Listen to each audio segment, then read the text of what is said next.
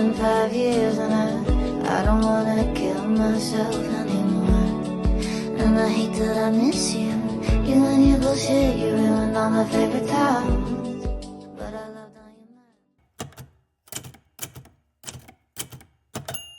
Hey guys, this is Chauncey with Good Music to Know, and today I'm joined by Victoria Bigelow, an indie folk artist whose songwriting is as intimate as it is poetic. Her lyrics read like pages from a novel, carrying themes of love, loss, and self-discovery, all wrapped in the sound that blends folk storytelling with roots of inspired edge. This year, she's released her single, Scraps, a track that captures both fragility and strength in the same breath, and we are so excited to have her join us today. Hi there. I'm so excited to be here. Thank you.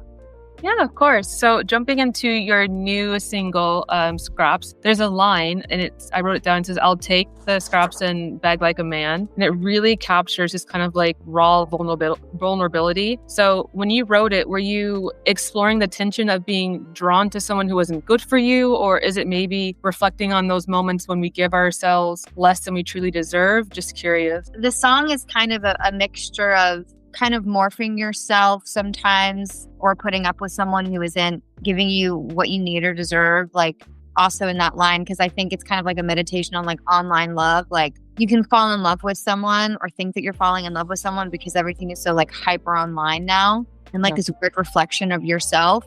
But then like count the cracks while they're walking me home. It's like physically looking down at sidewalk cracks, but also counting the cracks and like all of the ways that you actually aren't compatible. But kind of just like being willing to put yourself in situations that you know don't fit.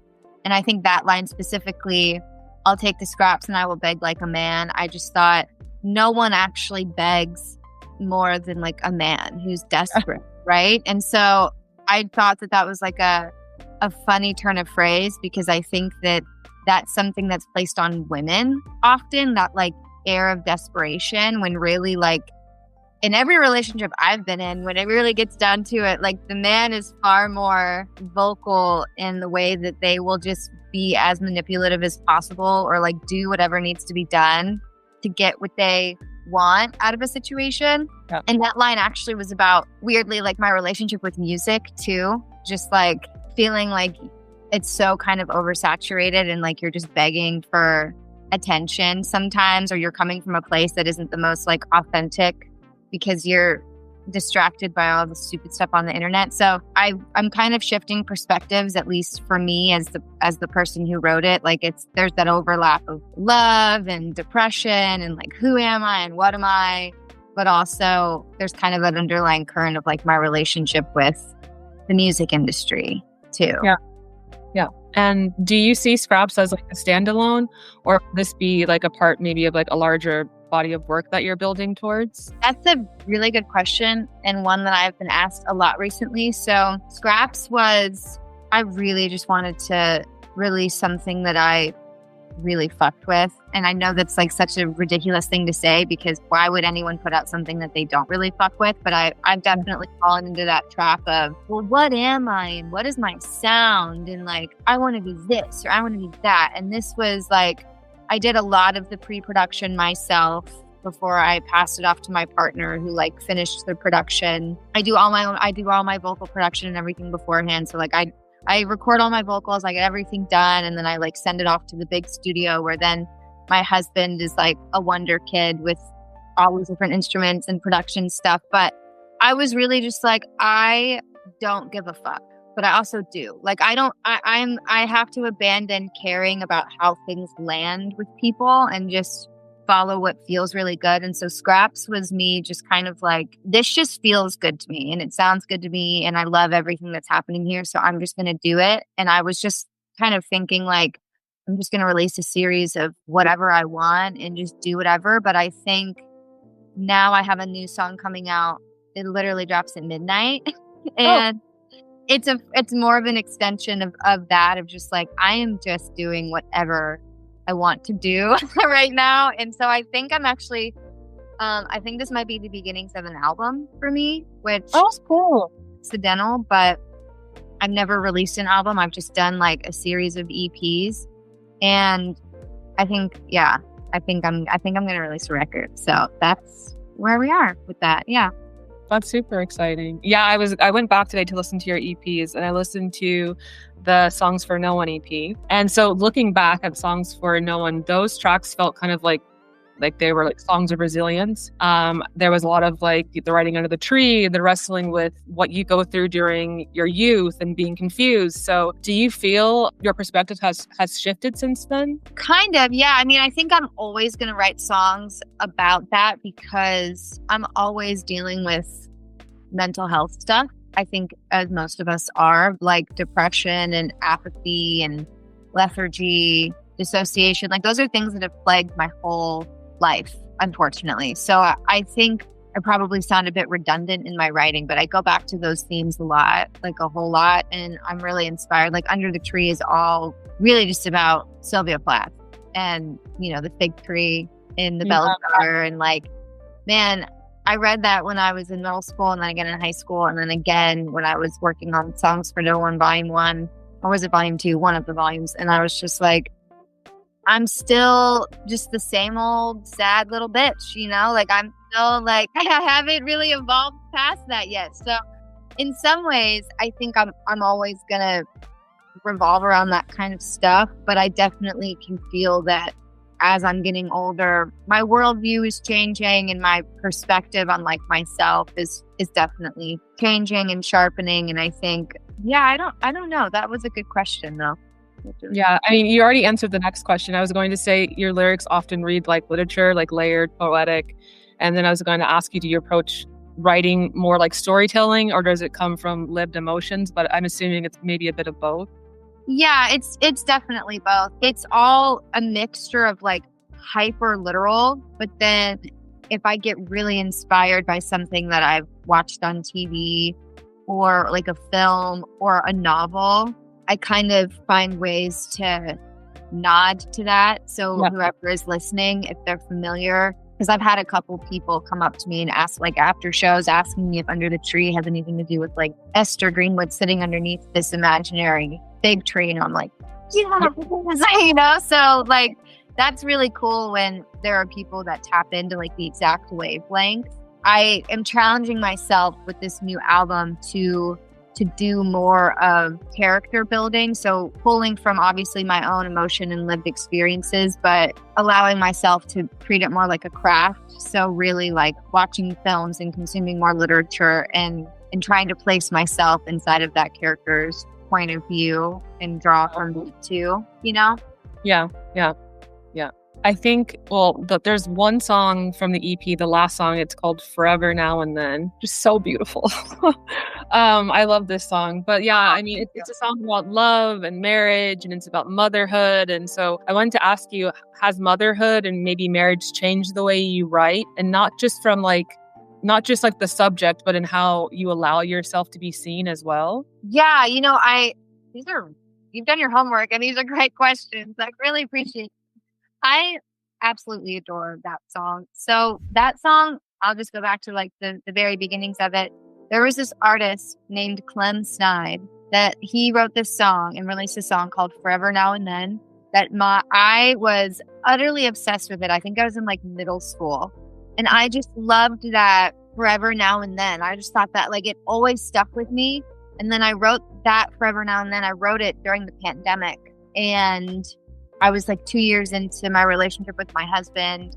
And I think just lyrically, I think it's sometimes that I can feel when I've like really hit something true, at least that I feel like is true, you know? And that was one of those songs that like, I wasn't expecting it to be like a hit or like land with everyone who heard it. And I just didn't care. There's this line in that song that I really love, like all my life I've had a lover and it's usually been myself, but the greatest thing you'll ever learn is in loving someone else. And I think like that's something that I come back to a lot as a mom and as a partner because I didn't see how to be a partner like modeled, you know, and it's a skill. It's something like you learn how to not only be on someone's team, but also like accept someone wanting to be on their team, which is hard if you have trauma or like, you know, complex PTSD, like it's difficult to like settle into that. And being a mom is just, it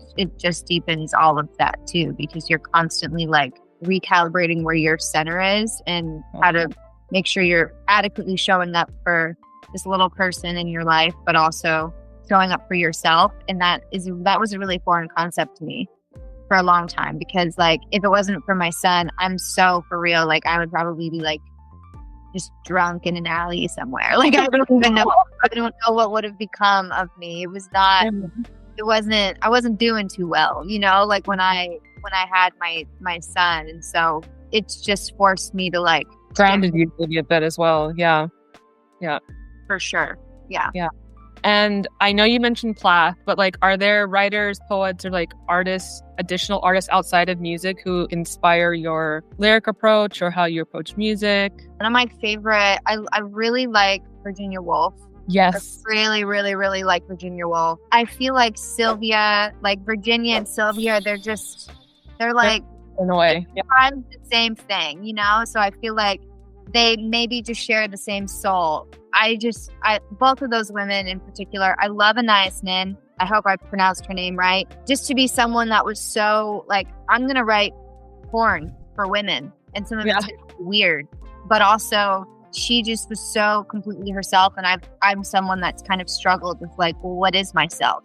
What is myself? What even am I? You know? So when I see someone who just is so unapologetically them, I'm just like, that is what I'm aiming for, and I'm trying, you know. And then like I love Murakami. I love his novels. I love like the like surrealist nature of everything. Really, just Japanese culture and art in general, I just think is gorgeous. I need to get better about reading poetry.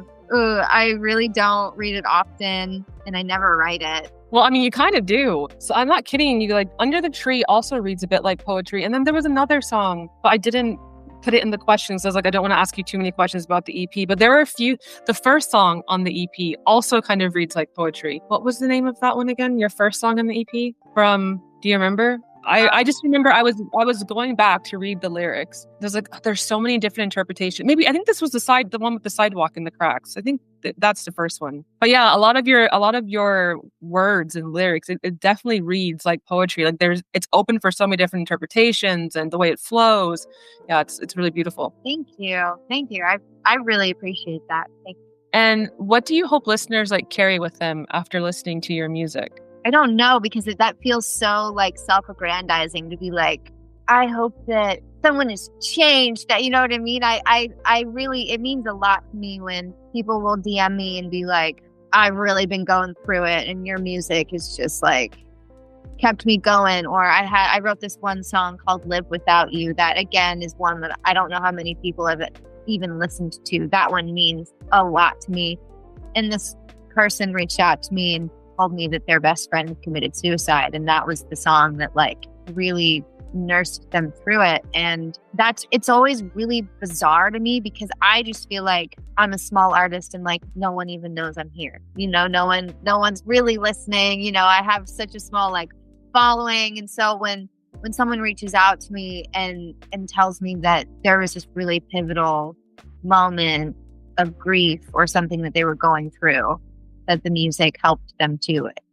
It's really like bizarre, because in that moment, it's like I don't exist in it anymore, which is really healthy and good for me, because I don't need to exist in it. Like once it's out in the world, it's not mine anymore. And I think that's the beauty of it, is I write to self-soothe and to like figure out what's going on up in my brain. And so just the fact that anyone would feel like seen or comforted at all really just means a lot. Yeah. And so what's next on the horizon for you for 2025? I know we said maybe an album, any shows, artist collabs? I would always love to play more shows. I'm actually opening for that Clem Snide artist. Oh, cool. I live in Arizona, so I'm from Arizona. Oh, really? Where are you at now? I live in Berlin. I lived in Europe for 11 years. I moved away quite young, but I grew up in Chandler. Oh my gosh. Wow. Yeah. I am drinking the desert's Kool-Aid. I'm not from here. Yeah. I love it. I really, really like, I think we're in like Paradise Valley Village area right now. Oh, yeah. Okay. spend a lot of time in like Scottsdale. Yeah. I think we're gonna move to Tucson though, just because it's like weird and I went to school there. Yeah. grimy. Dude, that's rad. That's so rad. Like I was unfamiliar with what a great school U of A is. And it's like once I found out that Noam Chomsky is there, I'm like, okay. All right. Like there's obviously something happening, you know? So for Clem Snide, I think end of September, so that's exciting. I don't know if I have any other shows. Most shows that I do are kind of just like right here in Arizona. I don't have like the booking agent or anything, so I haven't ventured out much beyond that. But that's exciting. I'm excited about that. And then I have a song releasing tonight and really just like in writing mode because I just decided like a week ago that I am going to make an album. So yeah, that's kind of it. Just making that happen. Yeah, that's super exciting. And best of luck with the album. I'm sure it's going to be amazing. But yeah, I think those are the main questions I had for you. So are there any final words that you would like to leave the fans and your listeners with? Thank you. Thank you for being here. Thanks for listening. Thanks for caring.